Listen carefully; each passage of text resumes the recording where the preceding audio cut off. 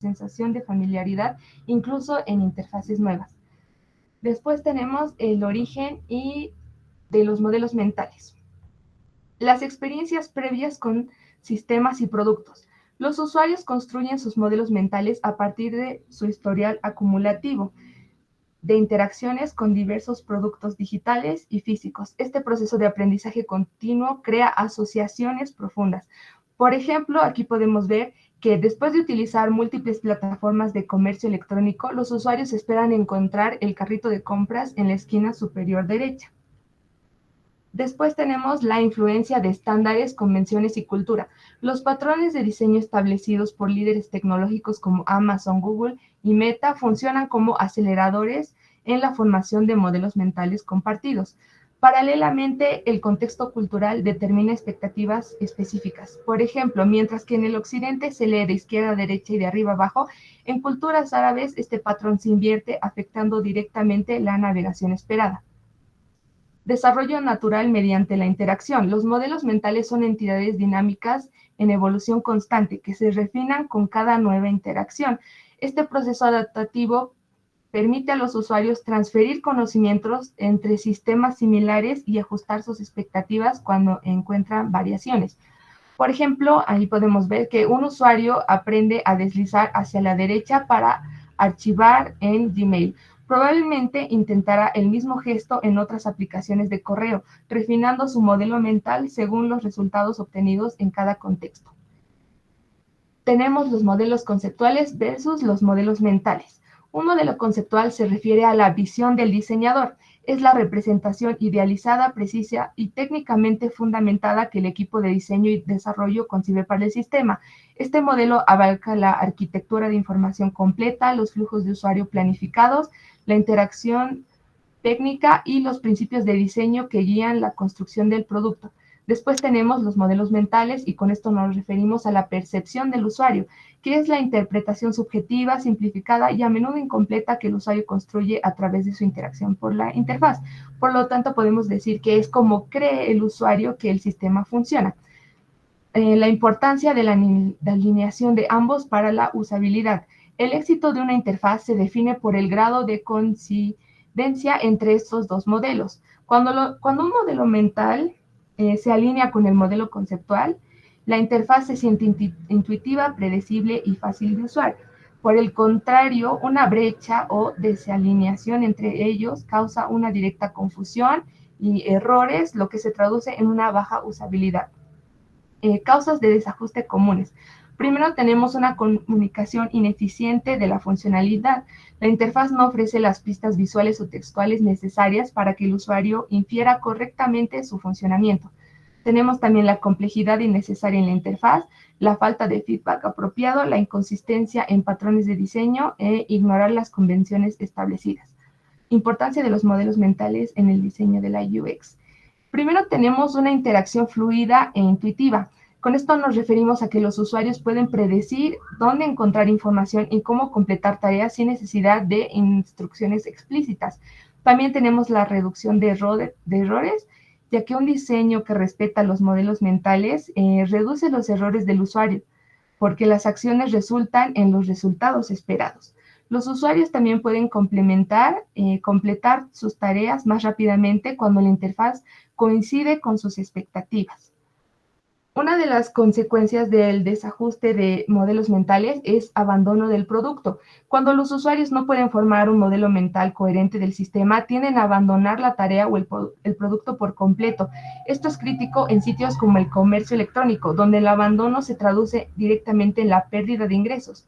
Después tenemos la dificultad de uso y aumento de la curva de aprendizaje. Incluso empresas exitosas pueden sufrir consecuencias del desajuste. Por ejemplo, aquí podemos ver un cambio que molestó a muchos de los usuarios de Instagram, que es el que hubo con el feed, pasando de imágenes cuadradas a rectangulares.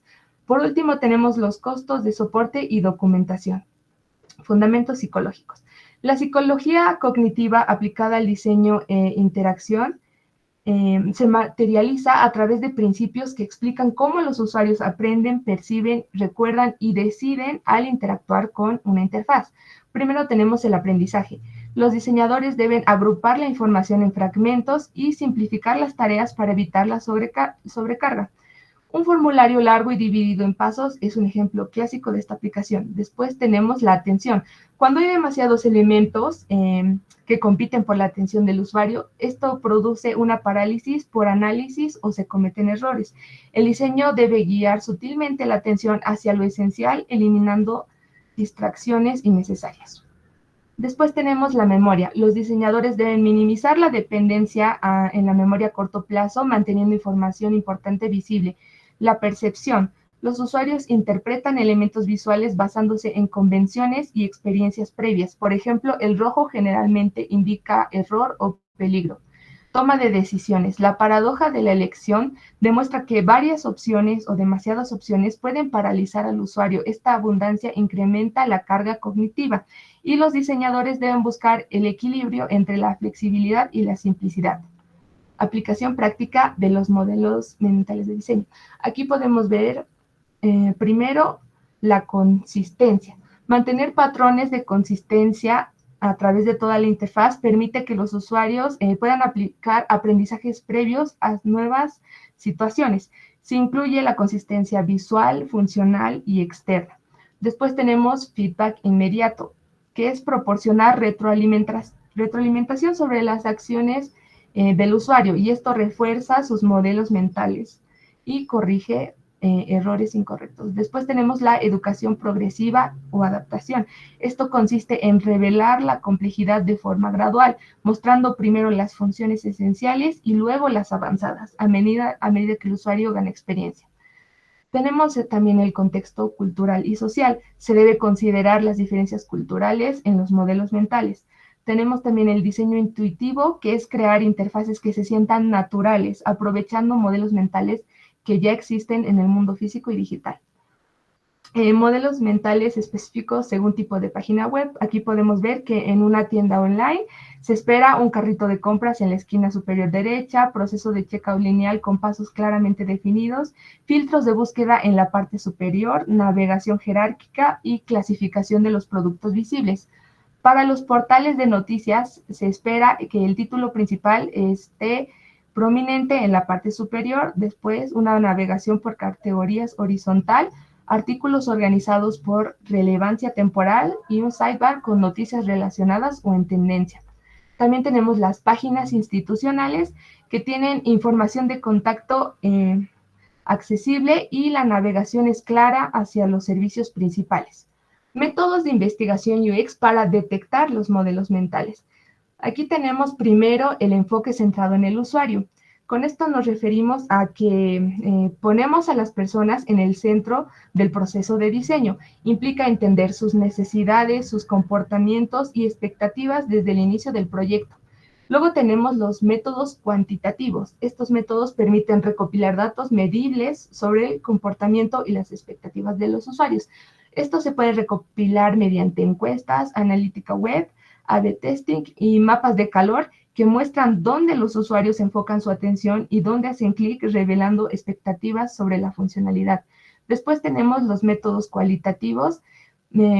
Podemos tener las entrevistas abiertas, pruebas de usabilidad observacional, el shadowing, que es la observación de contexto, el card sorting, que es una técnica donde los usuarios agrupan conceptos y funcionalidades según sus modelos mentales naturales, y prototipado con usuario.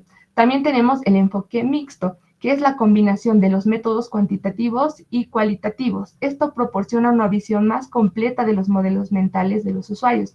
Los datos cuantitativos revelan qué está sucediendo, mientras que los métodos cualitativos explican por qué. Ahora el siguiente punto lo va a continuar mi compañero. Continuando, elementos entregables UX relacionados con modelos mentales. Siguiente, por favor. En esta parte vamos a hablar sobre los elementos entregables de UX que están relacionados con los modelos mentales de los usuarios. Básicamente son las herramientas que usamos para entender cómo piensan las personas. Los wireframes, por ejemplo, no son solo bocetos o dibujos de diseño. representan cómo el usuario espera encontrar la información dentro del sistema. Agrupamos los elementos de forma que le resulte familiar y fácil al usuario. Así, cuando el usuario ve la interfaz, le resulta intuitiva y no tiene que pensar demasiado. Siguiente, por favor. Luego están los prototipos, que son como el puente entre lo que el diseñador imagina y lo que el usuario realmente entiende. Con ello probamos si el flujo y las interacciones funcionan bien. Si durante las pruebas el usuario se confunde o comete errores, sabemos que tenemos que ajustar algo en el diseño final. Siguiente. También usamos los diagramas de flujos basados en tareas mentales del usuario, que son muy útiles porque no solo muestran los pasos técnicos del sistema, sino también cómo el usuario piensa realizarlos. Por ejemplo, qué va a hacer primero, qué va a hacer después y el orden en el que lo va a realizar. Siguiente. Los mapas de empatía buscan entender lo que el usuario piensa, siente y teme al usar el producto. Por ejemplo, puede sentir frustración porque un proceso es muy largo o ansiedad porque eh, tiene miedo a equivocarse. Con esto entendemos mejor sus emociones y podemos mejorar la experiencia del usuario. En resumen, todos estos, los wireframes, prototipos y diagramas y los mapas de empatía nos ayudan a entender cómo los usuarios realmente perciben e interpretan el sistema. Gracias a ellos, el diseño se vuelve más claro. Siguiente, por favor. Pruebas y evaluación del diseño. En esta parte vamos a comprobar si lo que pensamos como diseñadores coincide con lo que el usuario realmente espera. Vamos a validar el diseño que se alinee con los modelos mentales de los usuarios, detectar puntos de fricción y oportunidades de mejora e iterar el diseño con base en evidencia. Siguiente, por favor. Para eso tenemos las pruebas de usabilidad. Son muy importantes porque nos permiten ver al usuario en acción. Le vamos a pedir tareas representativas, por ejemplo, buscar y comprar un producto para ver si el flujo es claro para el usuario. También usamos técnicas de thinking aloud, donde el usuario dice en voz alta lo que va pensando. Así entendemos mejor su razonamiento y detectamos dónde duda o dónde se equivoca más. Y vamos a medir también el tiempo que tarda y los errores que comete. Siguiente. Iteración y mejora continua. El diseño nunca va a estar terminado en la primera versión. Siempre se mejora con el tiempo y usamos ciclos de retroalimentación. Después de cada prueba analizamos lo que pasó y los ajustes necesarios, ¿no? A esto se le llama refinamiento progresivo, que es mejorar poco a poco los flujos y evitar repetir errores. También registramos todo lo que aprendimos para tener como un historial y no repetir los mismos errores. Siguiente. Pruebas A y B. Las pruebas sirven para comparar dos versiones de un mismo diseño y ver cuál funciona mejor. Probamos diferentes botones, menús para ver cuál resulta mejor para el usuario. También comparamos flujos de interacción para ver cuál es el más cómodo o más simple. Y con los elementos visuales analizamos qué diseño comunica mejor una función.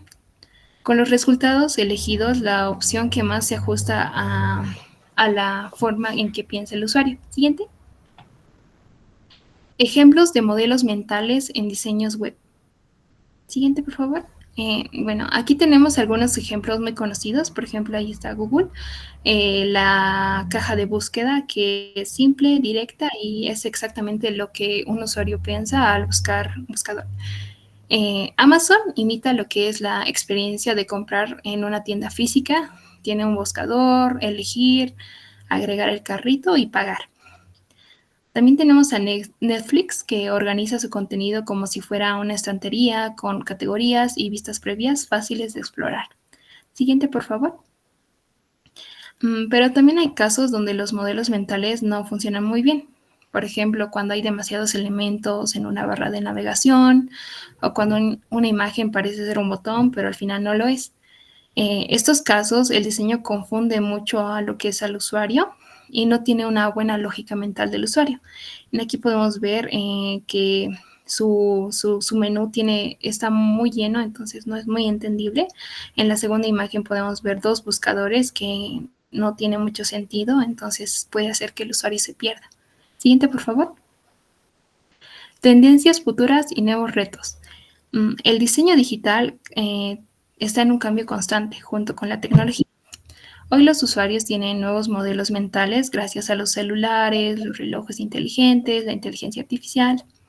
Ya todos estamos como que acostumbrados a deslizar, a hacer zoom o tocar la pantalla. Lo mismo con los asistentes virtuales, como que aprendimos a hablar con la tecnología y con la realidad aumentada o virtual, los usuarios aprenden a moverse o actuar dentro de los entornos digitales. El reto está en que las interfaces sigan siendo claras, confiables y fáciles de entender. Siguiente, por favor. En conclusión, el éxito de un buen diseño no solo depende del código o de la tecnología, sino de entender a las personas. Los modelos mentales son el puente entre cómo piensa el usuario y cómo funciona el sistema. Cuando logramos que el diseño se adapte a la mente del usuario, la experiencia se vuelve natural y agradable. En el futuro, quienes sepan combinar estas dos cosas serán los que creen productos que no solo funcionen bien, sino que además hagan sentir bien al usuario. Gracias. Muy bien, jóvenes. Le voy a formular las preguntas a la señorita Betsabe. ¿Está en sala, Betsabe? Sí, licenciado. Muy bien, la siguiente pregunta. ¿Qué es un modelo mental y cuáles son sus componentes principales?